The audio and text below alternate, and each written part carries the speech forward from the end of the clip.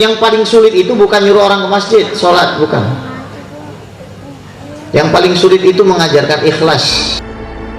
A'udzu billahi minasyaitonir rajim. Bismillahirrahmanirrahim. Assalamualaikum warahmatullahi taala wabarakatuh.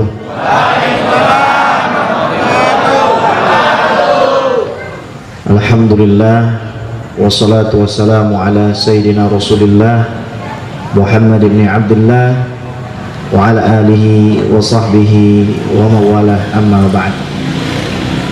Fanawaina ata'alum wa ta'lim. Kita niatin duduk kita di sini untuk sama-sama belajar dan mengajar, wal ifadah wal istifadah. Kita niatkan hati kita ini duduk di sini untuk sama-sama memberi faedah dan mengambil faedah, wal iqamah wal istiqamah. Kita niatkan duduk kita di sini semata-mata supaya kita bisa tetap istiqamah dan bisa tetap menegakkan perintah Allah Subhanahu wa taala. Ini 1.000, silakan diambil. Nabi Muhammad SAW punya anak namanya Siti Fatimah. Nikah sama Sayyidina Ali. Anaknya ada 6, tolong sebutin. Siapa? Hasan Husain, Hasan Husain, Hasan Husain itu ya?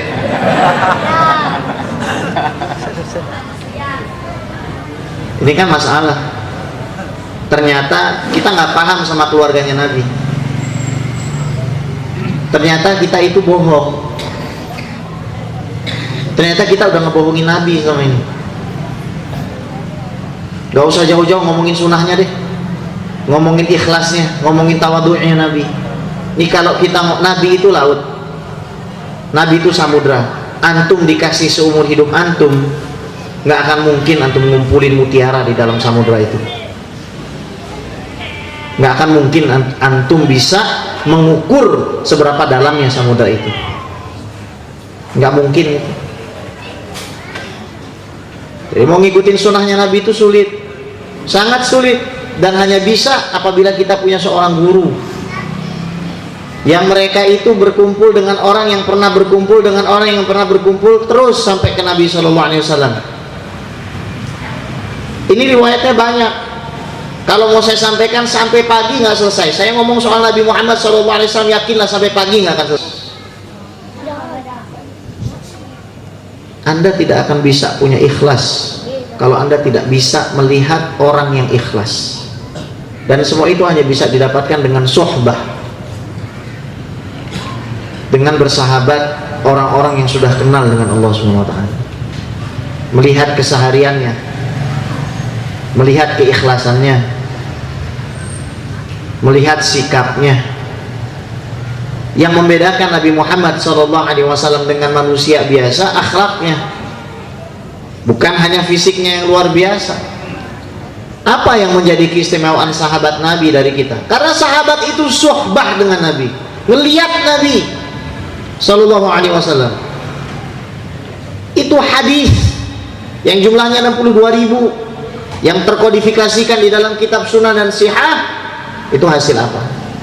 Hasil pantauan para sahabat, suhbah, bukan baca kitab, baca buku.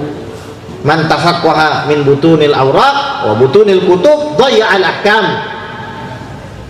Orang yang belajar agama dari kitab, dia baca kitab sendiri, nggak punya guru, terus dia ngajar, dhayya'al ahkam, hancur hukum di tangan dia. Maka harus punya sanad. Orang ngajar mau ditanya zaman sekarang, gurunya siapa? Kan gitu. Ngajinya sama siapa? Ada sanadnya nggak nih ngajar kitab ini? Itu etikanya. Nah, itu yang dibangun oleh Nabi Muhammad SAW. Sekali lagi nih saya ingetin, kalau ada orang lebih senang dengan hal dunia ketimbang Nabi SAW, maka seumur hidupnya akan dibuat susah. Tapi kalau ada orang yang hidupnya dia teringat Nabi SAW, dia pakai umurnya buat khidmat kepada umat Nabi SAW. Faman as'ada Rasulullah SAW as'adahu Allah fi dunia wal akhirah. Orang yang menyenangkan Rasulullah hidupnya, Allah akan senangkan hidup orang itu di dunia akhirat. Saya di Australia tahun 2014, 2015, 2016 ditunjuk jadi khotib di sana, di Islamic Center of Newcastle. 3.000 orang. Orang Indonesianya sekitar 100, sisanya orang non Indonesia. Ngajarnya pakai bahasa Linggis, ya, bahasa Arab sama bahasa Linggis ngajarnya gitu. Jadi yang saya perhatikan memang di sana sulit mau bangun masjid. Masjid harga 8 miliar, 40 orang aja nggak muat. Mau bangun masjid di demo, dilemparin telur, lempar kepala babi, diteror. Saya udah ngerasain di demo depan kamar. Turun gitu dari kamar, orang-orang bule pada syuting. Pengen saya berkomentar itu. Antum punya masjid, syukurin.